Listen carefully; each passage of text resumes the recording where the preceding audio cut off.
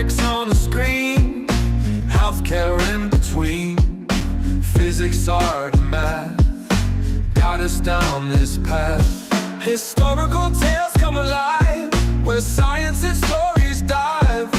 Blended facts with heart, knowledge from the start. Need bridge blues we sing to the future memory. Health and science in the mix. Midbridge got the fix. Complex subjects made right clear. now Every episode in ways that we actually acquire Ramona these leads the way. and ways that make me more efficient. In the world of digital streams, turning knowledge into dreams. Through the tales of old, new stories unfold. Thank you so much for joining with me. It is a truly an honor and a privilege. MedBix Webcast is a new kind of healthcare media channel to break the silo mentality and foster interdisciplinary thinking. Our mission is to fill that gap and to create a curiosity through different lenses, tapping the passion that guided the historical figures in medicine and bringing present-day groundbreaking research to the front lines. We interview physicians and leaders in the industry about present-day healthcare challenges on our. Hey, welcome to the MedBix Webcast. This is Ramana Annam Raju. I am podcasting today from a reputable attorney, law firm from Palo Alto, So the Palo Alto law firm, I'm podcasting today. It looks like a background is a little bit different today. So bear with me, guys. I used to, this is called Silicon Valley, Palo Alto, Sunnyvale, Milpitas, and all these areas is called Silicon Valley, a collection of small towns. I used to attend a lot of virtual reality shows. There's first in the beginning, I thought, what is a virtual reality? I didn't understand it, but I attended a seminar about the VR in Silicon Valley and blew my mind. I saw in the IMAX color, I used to have the same experience. I used to go to IMAX in Atlanta all the times. So during that time, I really understood the virtual reality a little bit, and I wanted to. And then there is a lady. She's one of the famous professors from University of San Diego, Scripps Institute. She came down and is talking about consciousness hacking. I didn't understand what is the consciousness hacking. I went to attend that seminar. She was telling about the brain training programs and how the VR hacks our consciousness and takes all the visual channels away, all your concentration away from all these distractions and putting into the focus. So that was fascinating to me. Then I moved to, my original town is Atlanta. I moved to Atlanta and I met this beautiful lady from Atlanta, Georgia. She is a African American woman. She was doing, I happened to meet her. What she was doing is helping the disadvantaged youth in Atlanta, city of Atlanta, helping them to cope up with the frustrations and the anger and violence.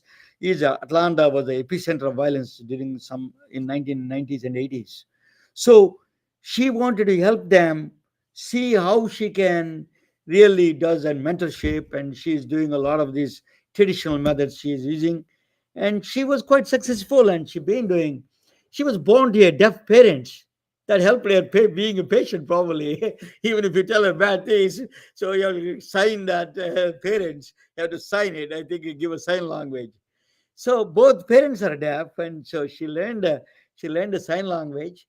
And an amazing woman, good friend of mine. So what I did was, during the conversation, I brought up the virtual reality conversation, and she took that serious and she took to the next level. She bought the VRs, the brain training program, and really used it in the inner city youth.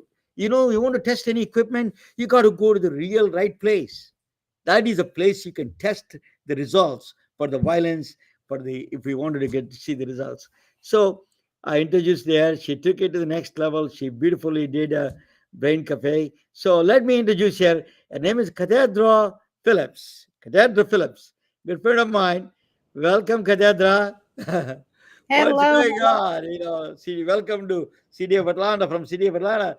Tell me your journey up to this point. What is your journey with the parents? You have, from there to now up to this point. You just can give me a few minutes.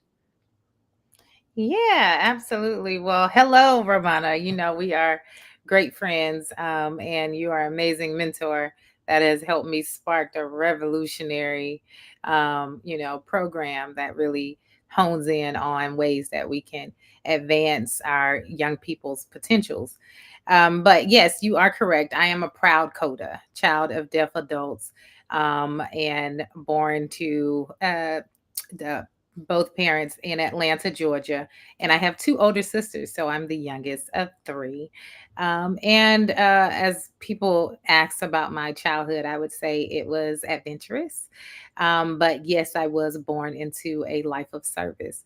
So my whole life has been about serving people who lack beyond their own, faults. And so, I'm very passionate about that. But then, as I have continued to just explore and identify different things throughout my journey, I have also become aware of, how other people have a number of different challenges that looks different, but it all end up being something that, is a challenge for us. So learning how to adapt and being able to serve and support those people has been a great passion. And I have found that doing that more effectively has been through brain science. So yes, I So love.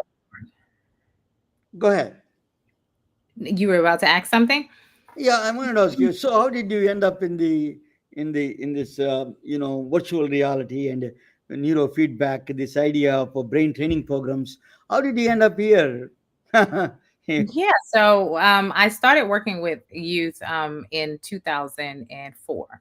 And so I was working as a nutritionist, working in different schools, learning and exploring different things that youth are experiencing, educators and administrators within the youth development service were experiencing. And so I started to take kids along with my daughter to do volunteer work, which further allowed me to connect, engage with those individuals, and just kind of identify different things that they were dealing with.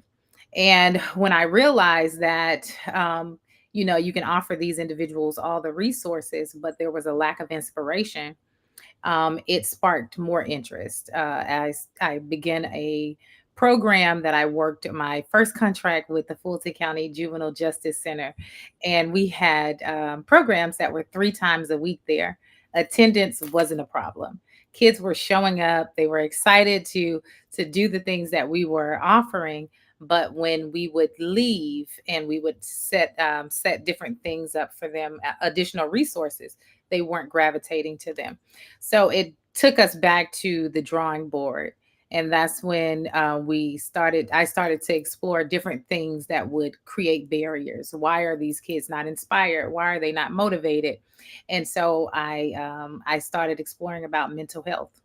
And when I initially thought about mental health, I was thinking about we can build an application to give these kids around the clock services and things of that nature. And then I connected with you. And you told me that you think that I needed to find something that would capture them more and be more aggressive. And you introduced me to these technology tools that I had to study over a couple of years to learn the effects and things of that nature. And once we explored the impacts that these tools had, and the research that was behind it, it was a definite that we wanted to incorporate these things. Catedra, I am in the center of Silicon Valley. It's called Palo Alto. This is where the Steve Jobs and everybody worked on the Google headquarters for the Google, and few blocks from here. And they don't understand the disadvantaged youth. What is the violence they go through, the kids in Atlanta, the environment. Can you re-describe a little bit about that? You said something about it, but can you tell us what kind of things they go through, these kids, these particularly young black men and women? What kind of things they go through? What kind of a violence and the exposure to the violence, exposure to the guns, exposure to the to the all the wrong things. Tell us a little, and the drugs and everything. Tell us what their exposure is when they were children. Yes.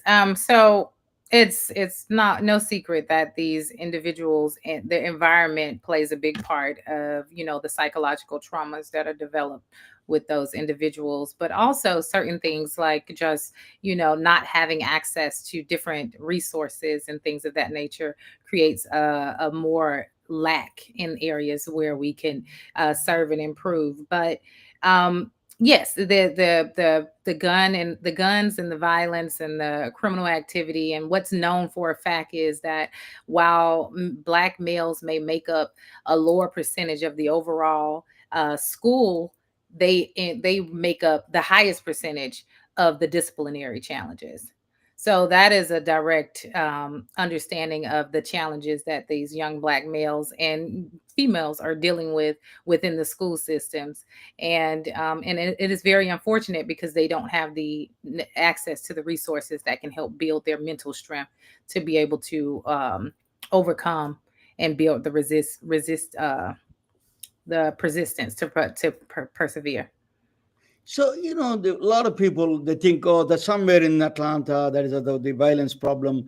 It doesn't come to, in the Black Lives Matter during the time, we understood there is a national problem. The why if they deserve, discrimination and ignoring a significant section of people, it can be a national problem. That is the reason is we need to invest in the. So tell us a little bit why everybody needs to care about these kids. Well, it's our world. Our youth are our future, right? So if we don't invest in them, then this is a direction. What we are seeing that is starting here now is the direction that our future will be if we don't allow these individuals to become aware of the values that they have within them and how to contribute more value to the world as a greater good. So it's a world problem, like you mentioned. Absolutely. So this is now you thought about mentorship and you did that kind of a training. You went through the other processes. Then you embrace the technology, very fast and quick. So tell us that experience when you saw first time virtual reality and then brain training program. What did you experience? And then how the kids experience? What did they what did they say about the experience of the virtual reality and the brain training program like neurofeedback?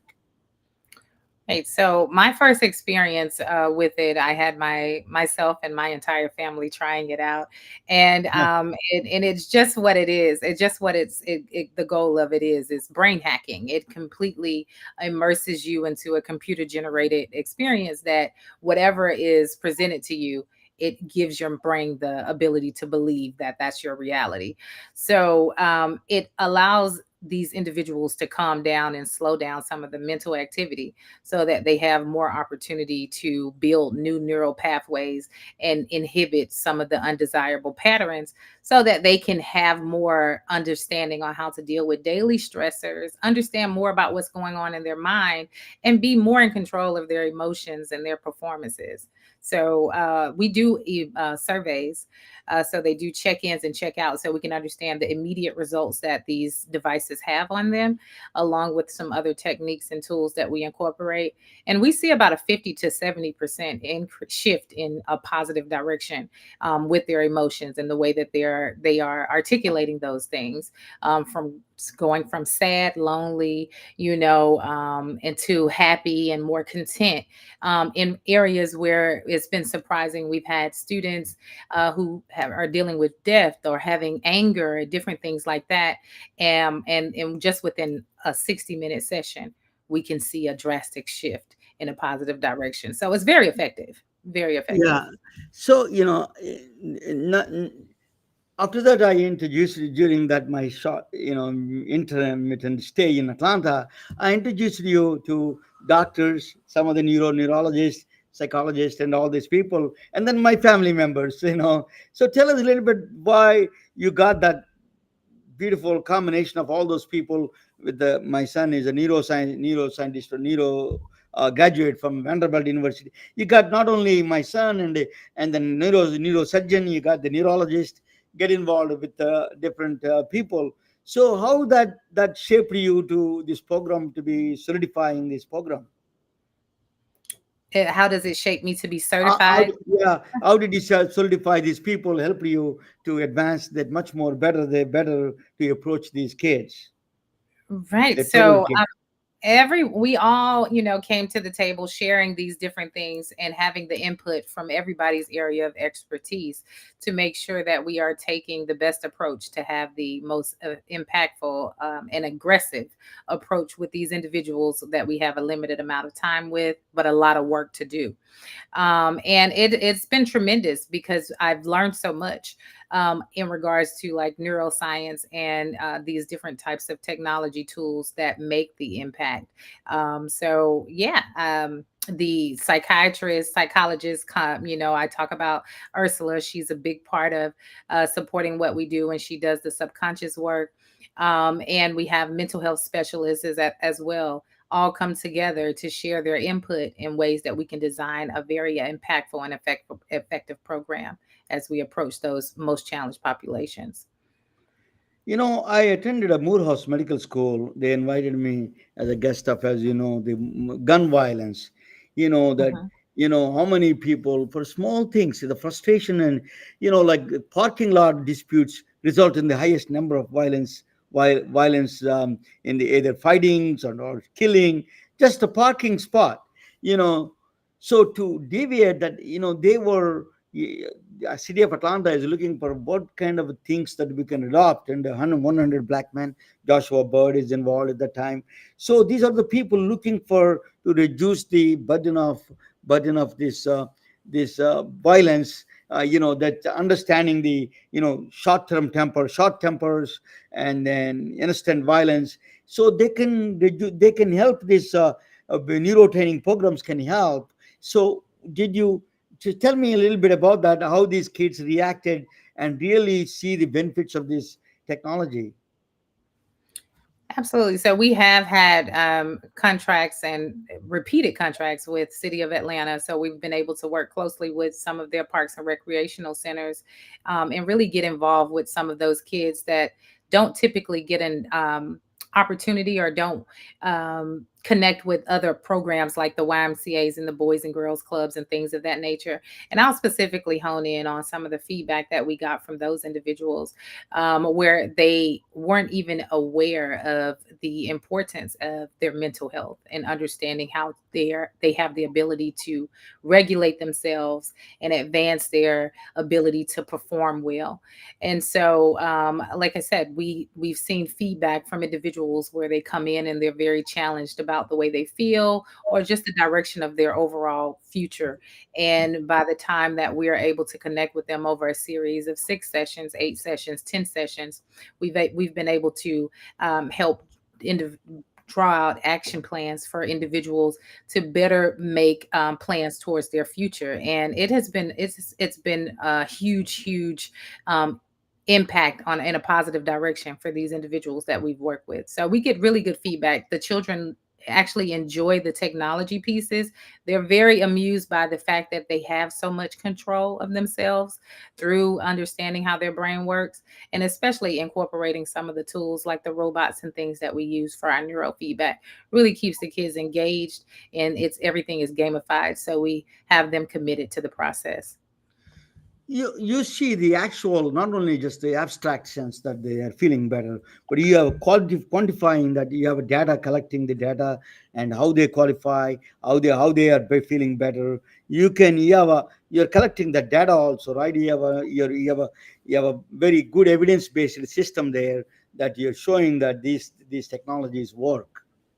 Yes, and not only are we keeping the information, we're sharing it with those individuals so they can see how their progress is working, learn how their brain work, and see the action take place in real time. So it also motivates them to understand the superpower that they have within their mental space and the different tools and techniques that they can incorporate to advance themselves. So there are two, I went through a couple of these meditation tapes, which is a meditation platforms, Trip and Helium. They were very good in really immerse you in that experience. And then neurofeedback may not be sexy looking, but it does the work effectively, works at the end, they get the results. So those two, neurofeedback, a little bit explain, a little bit of a VR, how does functions, what do you do with the actual student, and then what do you do with the neurofeedback with the actual student, or these youth. Got it. So we initially connect with those individuals, well, their counselors connect with them to kind of understand a little bit about them and some of the goals that they have for themselves so that they have their own driving force for the commitment that's needed for them to maneuver through the program effectively. And then each session, the individual, after going through breathwork exercises and different things for self-awareness, we take them to the virtual reality experience and allow them to slow down some of the mental activity that really helps them build those new that neuroplasticity so that they can build new neural pathways and understand how to better regulate themselves when they're going into the neurofeedback exercise. And although you believe that the neurofeedback may not be as captivating as the virtual reality, I say different. These individuals, once they realize it's connected to them and they're actually able to control it through their own actions and ability to regulate themselves, they get pretty excited and yet also committed to doing the work. So it actually gets the kids pretty worked up about setting their goals, and we do that by just identifying the different areas that we want to work on. So if we see an individual that's having a hard time with relaxing, then we do neurofeedback exercises that supports relaxation while giving them some different support and coaching. But then vice versa, if it's focus, then we do exercises as well following those things. But yeah, they actually do like the neurofeedback equally as they do the virtual reality. But once you, if you suppose, if some cases, there are some cases that you cannot even handle them, that you have some people to refer to, the doctors and psychologists and social service workers you have around them. They usually refer them, those people, right? Those students, those troubled youth, that really requires much more advanced, uh, you know therapies required. You send it to them. You refer to them, right? We do have a database that we refer individuals out to, but we also work alongside school counselors or different social workers that are within the community. So it's a team effort from the gate. So, Catedra, you have a lot of, you're lucky enough to get a lot of good sponsors around you. Walmart sponsored you. That's a good vindication, validation for you. You have other bigger companies sponsored you. City of Atlanta is proposed supporting you. So tell us, the my friends, Young's YMCA, Andrew Young's YMCA, they're all get involved with you in direct or indirect. So you're having a lot of support system from these people. What is the Silicon Valley? What do you tell some message to Silicon Valley, particularly who are in the business of creating these devices of virtual reality and the neurofeedback? What kind of help you need, and what do you need from them? What kind of systems you're looking for from here? Sure. So I would definitely say that there's no Areach without a together shared effort with individuals who are interested in investing and to innovate and allow a young person to better understand how their brain works and to understand the abilities that they have that they can reach and unlock more of their potentials. We are always looking for innovative technology, and Silicon Valley is the home for that. So if there are additional things that we can explore that can help advance our practices with the virtual reality, as well as the neurofeedback exercises or additional components that offer brain entrainment, we are wide open and excited to bring on partners that can support that mission that we're on. In fact, that is a good place to test these devices. Really, that is where the epicenter of the problems are, and you can test it. Really, you can show them results. That is the biggest benefit for the Silicon Valley investing with you. Uh, so, what is the name of the organization, Catedra? Your www.areach.org, right? That is your organization. You're the founder and everybody. So, let me what is your future plans? What do you need, and how do you want to expand your program, Areach program, to other places or in the within the city? Or you wanted to work in the parks and creation? Tell us a little bit about your future plans. What do you want to do, and how do you want to get support? What kind of support you need? Yes. So as I mentioned, we are seeking I'm some. sorry. Bless you.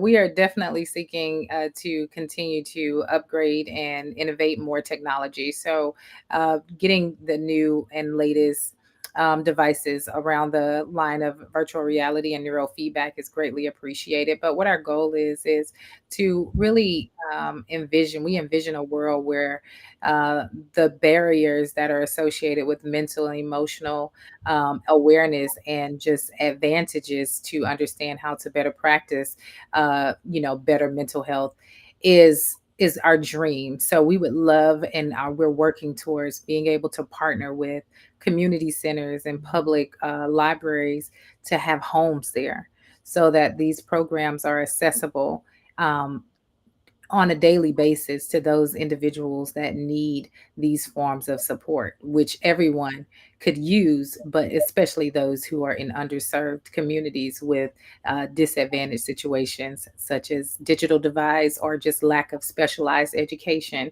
and fulfilling that knowledge gap around neuroscience. So that is our ultimate goal: is to make homes inside of public libraries and community centers in those underserved communities. Catedra, and I'm going to talk about that's one of those in the from history disadvantaged woman who contributed to science and technology. Unbelievable contribution she did. And then after I come back, he can give her website and in the listen to the story, and then you can jump in anytime. I'm going to talk about that's a Catedra Phillips, the founder of Areach, is a really disadvantaged youth. She's helping the reduce the violence in society and reduce the promoting non-violence, promoting the mental health in among the kids. So there's a really doing a great job. So we will when I come back, I will ask her a little bit more questions. But we owe to people like a Cathedra because of people like person like that I'm going to talk about. Immortal woman of Johns Hopkins. I'm going to talk about the lady. She's that is a cathedra's description.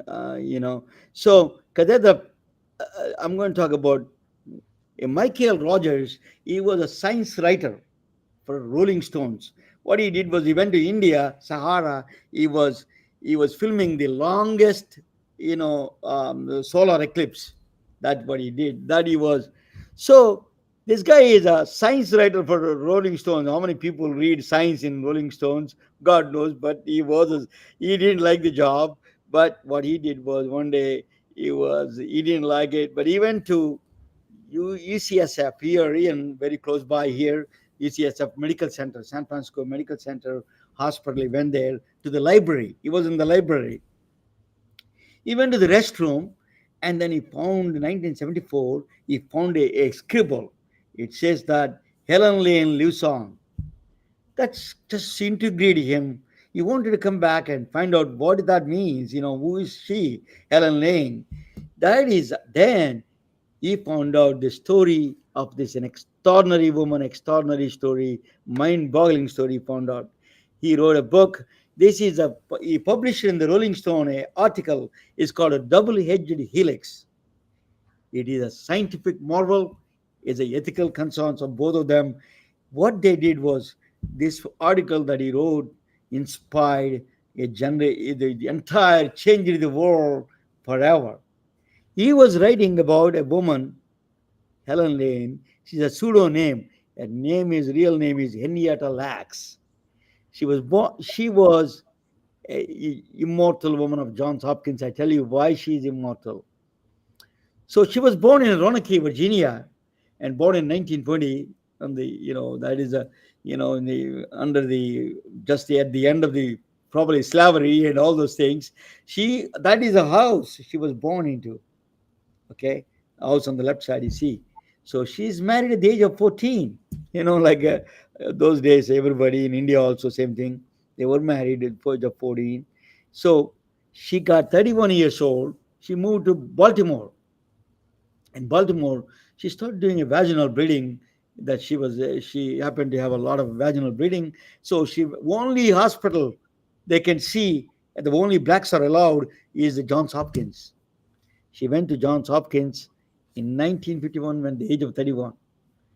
So that's where the blacks are only treated. Blacks are allowed only that place. There is a doctor. His name is Dr. Howard Jones. Is a OBGYN doctor. He is the first guy who did a test tube baby. Elizabeth Carr is the actual test tube baby, real baby living on right now. He created a test tube baby. His patient is Henrietta Lacks. So he is suspicious of this, that kind of a bleeding. So he sent this um, sample to the lab. That is where what they found out is, okay, what they found is that, so is a human papilloma virus human papilloma virus is a virus. It causes cervical cancer. So what it does is the epithelial cells on the top of the screen is eventually through the sex, through the partners, is 80% of the women get it, even with a single, only one person, one man. This is a statistics. 80, but body has a immune mechanism. It gets rid of a lot of these viruses, but there is a small percentage of people, it goes to the base cells, basal cells, and penetrates, and it becomes oncogenes, and it becomes a gene a growth. And 79 million Americans right now have a papilloma virus. They have. That's why the doctors always promote to do the testing. The test for that is pap smear. So they encourage the doctors to go, the woman to go every year pap smear test. That's the reason, because this is very, very common. Even for the woman where we don't have multiple partners, still this is a big problem. Cervical cancer is one of them. So, but they're very fortunate that we have so this tissue sample, this is the from the Henrietta Lacks, was given to this guy, George, his name. Um, I tell you, is I cannot read his name and the full name because it's blocking something. But this guy is a tissue lab. He has a tissue lab in Johns Hopkins. In the tissue lab, he encountered something extraordinary. When you took this, perhaps let's say the tissue samples from Henrietta Lacks, wherever they go, just they're multiplying. He was the inventor of the roller drums. Actually, he invented the cinematography. That he did a lot of other things, but it stunned him because most of the cells outside of the body, human cells, die within hours. They're not dying, they're doubling every 24 hours.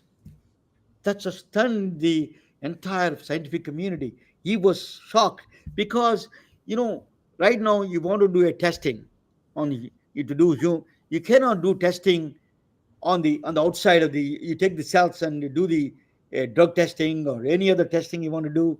How can you do that? Because they die within a few hours. By the time you get the equipment ready and everything, they're dead. That came a human. Henrietta lacks cells because they are never dying. They're immortal. It became a blessing to the scientific community. It is it is that they can test everything. They can test outside of the body. They're living forever. That is really changing the science face of science itself. So never die HeLa cells, they call Henrietta Lacks. The first name is Henrietta, He, and the last name is Lacks. They took the both ones and they put the HeLa. They call now HeLa cells. The cells that never die. These are so people, everybody uses in this world. There is not no exception for pharmaceutical companies, for medical communities. These are the standard, gold standard to these cells.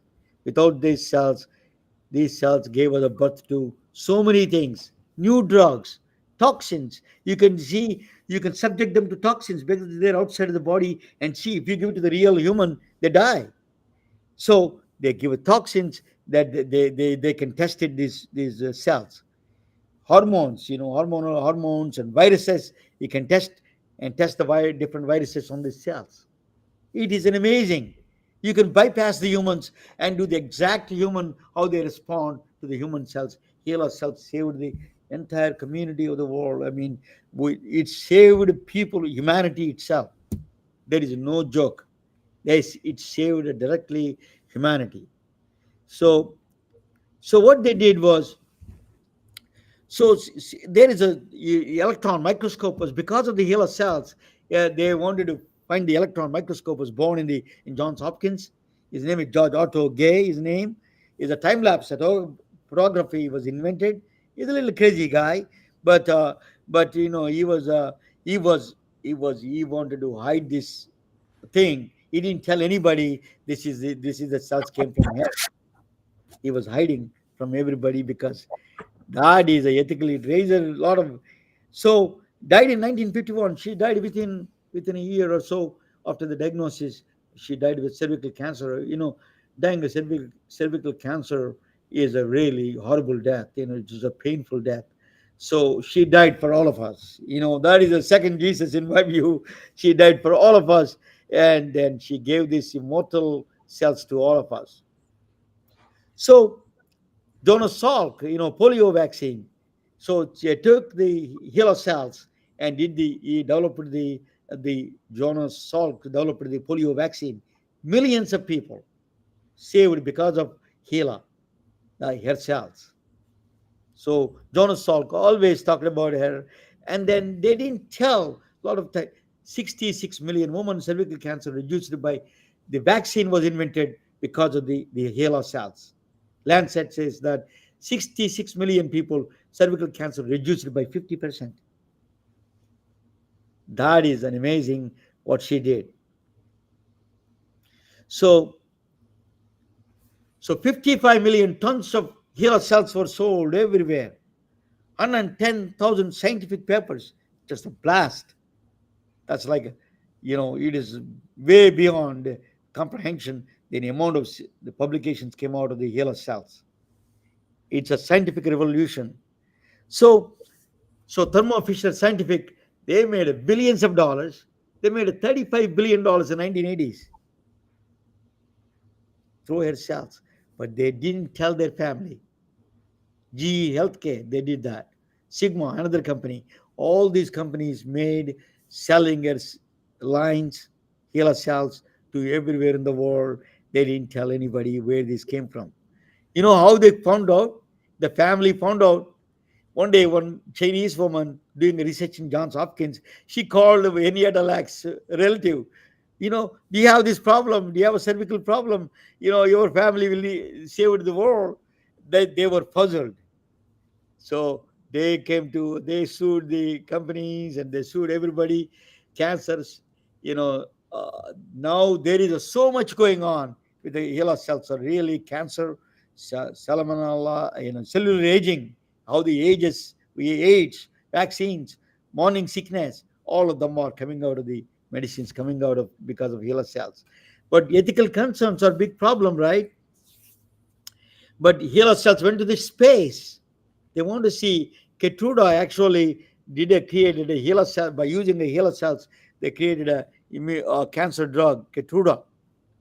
Catedra came from by using HeLa cells in the space. They created a drug called Catedra. Is immunotherapy drug for cancer. So it's a lot. We don't know what this really, why they double every 24 hours. We don't know why anything that touches it becomes a HeLa cell. There were separate theories. One Washington University did a lot of research. One of this, it is a luck or a lottery, we don't know yet, or a mystery, we don't know completely yet. But they say they happen to be in the oncogenes, the genes that causes cancer. Hair cells happen to be next to that, and once in a billion chances it can be there, and then they affected that. So I don't know the science, to be honest with you. I'm not expert in it. I'm going to bring one of those oncologists who knows about it. I will ask them next time. But this is still mystery. There is a several theories, but we don't know but that lottery helped us, all of us. So, so when she wrote the article, when the Rolling Stone article, there is a teacher. She's from Harvard University, Rebecca Skloot. She was a teacher when she was a student in the Harvard University. She read about this article in the Rolling Stones about the Henrietta Lacks, and she made a runaway hit. It's called Immortal Life of Henrietta Lacks. She wrote that book. That was so famous. That book is a New York Times bestseller for a long time. So Rebecca Skloot, white woman, wrote something about this woman. What this story of the. So Oprah Winfrey took that book and reproduced that movie. She made the movie out of it, and she fought for these families to ethical concern. Johns Hopkins put a building on her name now. There is a huge building on her name, Henrietta Lacks Building in John Hopkins. So they dedicated the building. They compensated the family. It is an amazing. Henrietta Lacks lives on. She doesn't need to change her name like Helen Lane. They are trying to put some other name, but Henrietta Lacks is an amazing woman. She saved the humanity, pharmaceuticals, space, cancer, vaccines, name it. There is everywhere. She is there, and people like that we need to help, because it is so important to me. Is emotional to me, to be honest with you. It is. If you what we did to her, we have not. She could not even able to get a treatment in a hospital. In most of the hospitals, she would not have got the treatment, and she provided all these cell lines. Even today, that's only cell lines. Then nothing but. Thank you for watching, and I cannot make that shut out of hair T-shirt. The reason was because that still family lives on. Her son still alive. That's why, so we cannot help. They have enough money now. Indiana Lack family. We need to help people like Catedra Phillips. She's doing the same thing, helping other kids in that tough tough schools, tough environments. So let me bring her to the table. So, do you know anything about Henrietta Lacks, Catedra? Yes, I knew a little bit about it, but you definitely expounded on it more in regards to it. But that's very powerful, very powerful. Unfortunate about some of the things that were done, but just to know how much impact and change that she's been able to bring to the world, that she's been blessed to bring to the world. It's amazing. So they can reach you through Catedra. They can reach you through www.areach.org, right? Yes, they can reach us through the website, and that has all the direct contact, different channels with the emails and phone numbers that can open the ways that they could be a part of this revolutionary change that only happens when we're together. Catedra, I know you a long time. You're doing a noble cause. Is really the dedication you have. With deaf parents, you were born into deaf parents. Really, it expanded your empathy to other people. And thank you for joining with me. You're a great friend for a long time. Thank you so much. Joining. Good night. Anything you want to say? Final. They need help. Anything. Anybody wants to help you? They can reach you through areach.org. Catedra is a stellar woman, and she has a CPA, financial controller is there. She has a very good system. It's a very clean. I highly recommend it without any doubts. So thank you so much for joining, Catedra. Anything you Thank want to you. say? Final word. I appreciate you and your ongoing support, and we are excited about the new people that'll be joining on board as they watch this and understand more about the impacts that we're making. But thank you again for the opportunity. Thank you. Good night, all of you. Good. We are retelling their stories through our patented designs that can be worn on scrubs, t-shirts, printed on conference bags, and endless other promotional materials. Daily Wear for Medicine is the first ever of its kind to create curiosity in medicine through visual art. We at MedBricks are celebrating unsung heroes of the past who made enormous contributions to the field of medicine through our unique campaign called Daily Wear for Medicine. You can wear it, carry it, and give it.